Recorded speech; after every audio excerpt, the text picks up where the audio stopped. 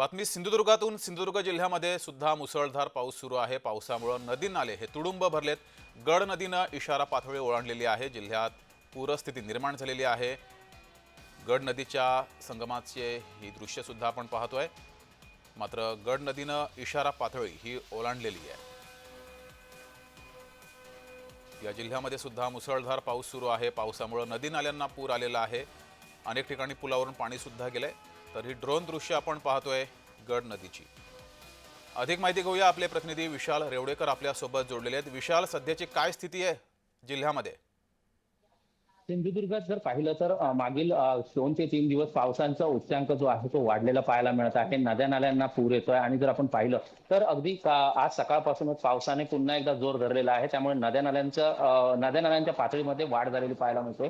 सिंधुदुर्गात काल 177 मिलीमीटर पावसाची नोंद जी आहे ती फक्त कणकवली तालुक्यामध्ये झालेली आहे। तर इतर जिल्ह्यांतील तालुक्यांमध्ये जर पाहिलं तर सध्या ऑरेंज अलर्ट जारी केलेला आहे। त्यामुळे कुठेतरी पावसाचा जोर जो आहे तो वाढताना पाहायला मिळत आहे। आज दुपारी देखील ऑरेंज अलर्ट जो आहे तो सतत ठेवण्यात आलेला आहे। तसंच पुढील 2 ते 3 दिवस हा ऑरेंज अलर्ट जो आहे तो सिंधुदुर्गमध्ये असणार आहे, असं जे माहिती जी आहे ती या ठिकाणी आपत्कालीन यंत्रणेकडून कळवण्यात येत आहे। तर दुसरीकडे बघितलं तर नद्या नाल्यांच्या बाजूचे जी गावं आहेत त्यांना देखील सतर्कतेचा इशारा जो आहे तो देण्यात आलेला आहे।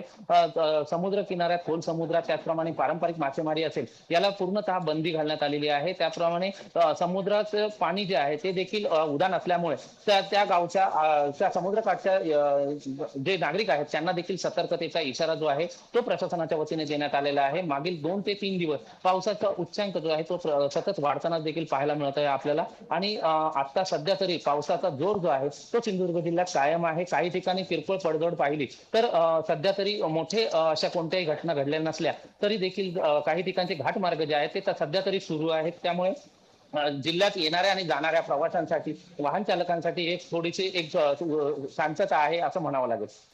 विशाल, जिल्ह्यातील बाजारपेठांची काय स्थिती आहे? बाजारपेठांमध्ये या नदींचं पाणी शिरलेलं आहे का आणि रस्त्यांची काय स्थिती आहे? ऐन चतुर्थीच्या काळात आता चतुर्थी अगदी तोंडावर आली आहे, त्यामुळे बाजारपेठांमध्ये निश्चितच गर्दी असते। मात्र सिंधुदुर्ग जिल्ह्यात या अशाच पद्धतीचं जे वातावरण असतं ते बाजारपेठांमध्ये पाहायला मिळतं। मात्र सध्या स्थितीला पावसाचं पाणी आणि पावसाचा जोर असल्यामुळे कुठेतरी बाजारपेठांमध्ये, व्यापारी वर्गामध्ये कुठेतरी एक नाराजीचा सूर असेलच असं म्हटलं जातं। पण मात्र सध्या तरी पावसाचं पाणी जे आहे ते नदीकाठचा गाळ काढल्यामुळे सध्या तरी बर, पावसाचं पाणी हे गावामध्ये शिरलेलं नसल्यामुळे कुठेतरी एक दिलासा जो आहे तो व्यापाऱ्यांना मिळतोय असं देखील म्हटलं तर वावगं ठरणार नाही। ठीक आहे। धन्यवाद विशाल, दिलेल्या माहितीबद्दल।